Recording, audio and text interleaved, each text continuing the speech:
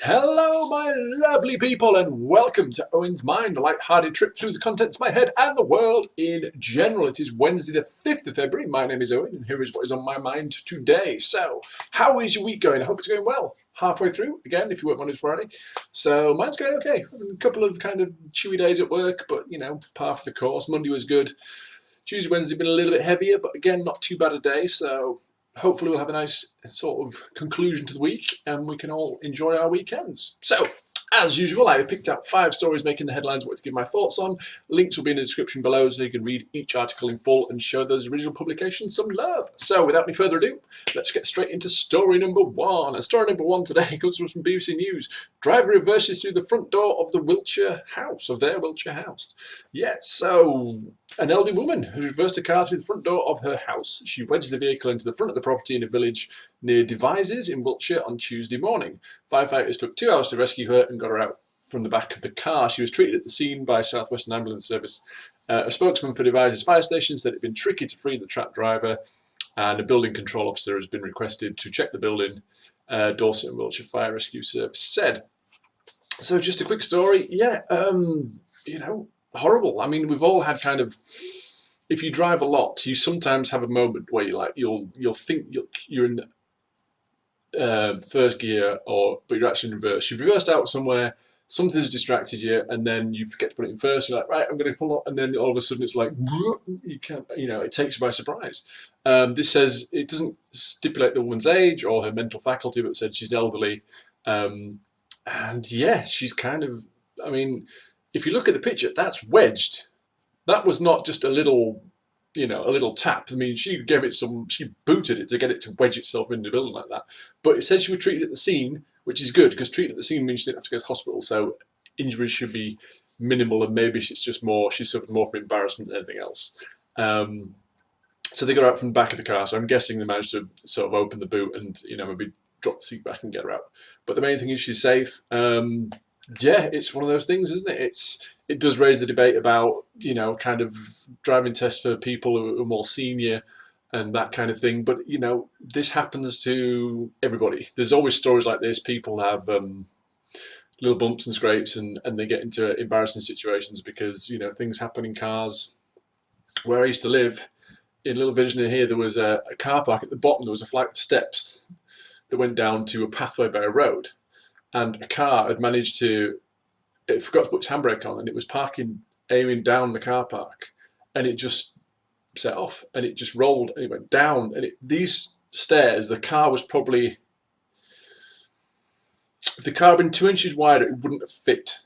It was the worst luck for this driver, as a gentleman, because it hit absolutely perfect and went down this flight of stairs, and he actually reached out just sheer reaction to try and stop it. He got his hand at the front, and the car kind of went, as it went down and he had his hand at the front, it trapped his hand between the car and like a railing, like a handrail down these stairs. Not seriously injured, but he was, you know, it was quite bleeding at the time. I remember this was years ago, and I was a kid. I was less than sort of 10 years old. I remember walking over to the paper shop through this car park and seeing this car down these steps. So it happens to the best of us. So, you know, happily this woman's okay, because like I say, she was treated at the scene, so no serious injuries, we hope. Hopefully the building will be checked and everything's fine and the car will be removed and fixed, and, you know, it was just a one-off and all is well that ends well. So best luck to this woman, hope everything's fine. Anyway, let's move on to story number 2. So this is in The Guardian, it's all over the news today. TV licence could be abolished from 2027, says Nikki Morgan. Yes, so television licence could be abolished in 2027, with ministers saying they are open-minded about how to fund the BBC from that point onwards, suggesting further cuts could be on the cards for the national broadcaster. So yes, at the minute it is, if you don't pay your licence fee, criminal offence. And yes, apparently there is a figure in here, I'll get to it. But yeah, so for those of you who don't know, in the UK we have to pay a TV licence fee, and that is for all BBC channels, and it is British Broadcasting Corporation, and the TV channels, the radio, and there used to be this belief that you only had to pay for live TV, or as it was being broadcast, and if you watched it on catch-up services, you didn't have to do that. Not the case. You do have to cover it. You do have to pay for it. It's always been a bit of a bugbear because other TV channels fund themselves through advertisers. The BBC does not do that. They don't use adverts, so therefore this is how they fund their programming. So the Culture Secretary, Nicky Morgan, suggested the television licence was an increasingly outdated way of funding BBC, saying that while she would guarantee its existence in the short term, it was time to look at new ways of subsidising the public service broadcasting. They're also launching a consultation on whether to decriminalise non-payment of the licence fee. If you have to criminalise non-payment of the licence fee in order for the BBC to remain relevant, then that suggests something is wrong with the model. Where are we? So, yes, more than 120,000 people a year are prosecuted for non-payment of the licence fee, with 5 people sent to prison in 2018 for failing to pay fines relating to their cases. So people got prosecuted, and for not paying the licence fee, you do get prosecuted. And then they were, I guess, they were issued fines. They refused to pay that, so 5 of them actually ended up going to prison. And it's long been a bit of a debate about should we have to pay this, and there should be a way to opt out. I do think there should be a way to opt out. I never watch BBC channels. Just because, I'm not a great TV watcher. I love movies, but I don't watch a lot of TV. I don't have a lot of time to sit down and just watch TV. So I tend to watch things on paid subscription services like Netflix, and I watch movies at the cinema and DVDs and so on and so forth. And I watch a lot of YouTube. And yeah, I can't remember the last time I watched a BBC channel. So for me, I'm paying this fee for nothing. I'm receiving the programming, but I don't use it. So maybe that with smart TVs now, should there not be some sort of way where you can literally just opt out? There's probably a technical element to it, but I'm guessing they could do it whereby you just, like with with like satellite channels, you just encrypt them, pay a license fee, you get a card, and that's it. You can decrypt these channels and watch them. And for those who don't want to pay the fee, you don't get them, you don't receive them. They're encrypted, and there's nothing you can do about it. But then you're not breaking the law. So when they're looking at plans to decriminalise a license fee, all it means is it would not be a criminal offence. It would still be an offence. It would just become a civil offence. So they'd have to pursue you another way. Essentially, it would take it from like a kind of a legal court case to a more civil case. If they do that, the BBC estimates it will cost them at least 200 million in funding and force it to make even more cuts to its output. So some are saying, well, maybe they should do like a paid subscription service like Netflix does for BBC channels. Lots of things up in the air at the minute. The TV license has long been a bugbear. It was free for over 75s, and then they're going to take that away, and this kind of thing. And it goes up £3 this year. So it goes up from, I think it's like 154 at the minute, so it goes up to 157. So there's a lot of talk about it, and they do think it's a bit outdated. I think it's a bit of an antiquated model, and I do think there should be choice, because essentially we're paying for something, or a lot of people, myself included, are paying for something we don't use, we don't need, and I just think there should be a way to opt out of it. So we'll see what happens, but yeah, that's where we're at the minute. Anyway, let's move on. Story number 3. I'm racing through them today. So this is in Mail Online. Favourite hobbies include looking in 2 directions at once. Cross-eyed rescue cat Belarus sends thousands of dollars for animal charities with his adorable, goofy look. Bless him. Okay. So a cross-eyed rescue cat has earned thousands of dollars for adoption charities by sending T-shirts emblazoned with his face, thanks to his adorable googly eyes. The pupils of poor Belarus's bright yellow eyes face in separate directions thanks to a condition called strabismus, leaving him with a permanently confused expression. So animal lover Rachel Kroll couldn't resist going to meet the cat once. A post featuring the Nebulung feline at the San Francisco Animal Care and Control facility went viral back in June 2018. Despite not being a huge cat person, Rachel had her heart stolen by the 2-year-old Belarus and is now doing the same to people all around the world. He has more than 254,000 followers on Instagram. So Rachel is based in San Francisco, California. It says, when I first saw him, I just thought he was the most hilariously adorable cat. I'd never really been a cat person before, but I thought it would be a perfect cat. Sent his adoption picture to my family, and their reactions were quite similar. They told me, you have to go and see him, so I did. His favourite hobbies include juggling, waiting for his food machine, and looking 2 different directions at once. So thanks to his following, there is now a whole range of clothing available on Bonfire featuring Belarus's goofy grin, with 100% of the profits being donated to charities in the area. So It says last year we donated $6,000 to shelters, with $4,000 to Belarusi's shelter, the SFACC, 1,000 to Sonoma Community Animal Response Team for their efforts saving animals from the Sonoma wildfire, and $1,000 to Cat Town of Oakland. While I originally only planned to pledge 50% of the profits to the shelter for our first campaign, I've actually donated 100% of the proceeds. Brilliant! What a lovely story. You know, this cat has it's a condition, and yes, it appears to us that it's a little bit odd.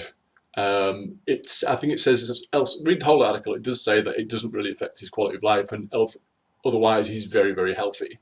He just has this strabismus, which makes him a bit cross-eyed. But they've taken it. People think it's adorable. So his owner Rachel has used his kind of famous face now to raise a lot of money for animal charities and other animals like him. So that's brilliant. Just a really nice feel-good story, and the cat's adorable. If you look at, there's lots more pictures on the actual article of this cat kind of doing what he does, and yeah, he's happy with her, she's happy with him, and together they are raising money for charity. Good story all around. And let's move on to story number 4, Sky News. This is weird, is this one. Lots of unusual names in here. I will do my best. So, Zamira Hajieva, woman loses battle over first UK's unexplained wealth order. I didn't know these were a thing, but apparently they are. So, a woman who spent more than 16 million harrods over a decade has lost her challenge over the UK's first unexplained wealth order, UWO. Zamira Hajieva is married to a fat cat international banker, Jahangir Hajiev, former chairman of the state-controlled International Bank of Azerbaijan, who was convicted of fraud and embezzlement and sentenced to 15 years in prison. The 56-year-old was attempting to overturn the UWO against a property in Knightsbridge that was purchased for $11.5 million in 2009 by a company incorporated in the British Virgin Islands. So these orders, this unexplained wealth order, allows a national crime agency to seize someone's assets if they believe the owner is politically exposed person, someone from outside Europe who is in a position of power that makes them liable to bribery or corruption, and they are unable to explain the source of their wealth. Ms. Hajieva had attempted to argue that her husband's conviction was the result of a grossly unfair trial and should be discharged, but 3 justices at the Court of Appeal have dismissed her challenge, adding that her application for permission to appeal their judgment had also been denied. So these UWOs, were first brought into force in January 2018 under a range of so-called McMafia laws. And Ms. Hajieva is the first person made subject to one of these orders. So yeah, twofold, I suppose, with these things. I guess what these orders are designed to do is, number one, if you have all this wealth and you've not declared where it came from, first and foremost, it could have been attained through criminal means. I guess that's what they're looking at as the first part. And the second part is, you've got all this wealth, we don't know where it's come from, so how do we know you're paying the appropriate amount of tax on it? So that is what's happened in this case. They tried to seize this property in Knightsbridge off her, and she's tried to appeal it because they've put this unexplained wealth order in place, and she's lost her case. But again, I didn't know these were a thing, but I suppose it makes sense. If you can't explain, I mean, at the minute now, if you go to the bank with a big wad of cash, just a small amount, they want to know where it's come from, and and how you acquired it, to make sure you're obeying the law and you're paying your taxes. It seems a little disproportionate when we have this unexplained wealth order, but there is so many tax loopholes, and we hear about big tech companies and big companies all around the world that are basically just sticking their money in different places, so they don't have to pay any tax whatsoever. But then we have this, which is it seems quite not heavy-handed, but it seems quite a useful tool. So if we've got this thing, but then there's loads of loopholes to kind of get around it, essentially.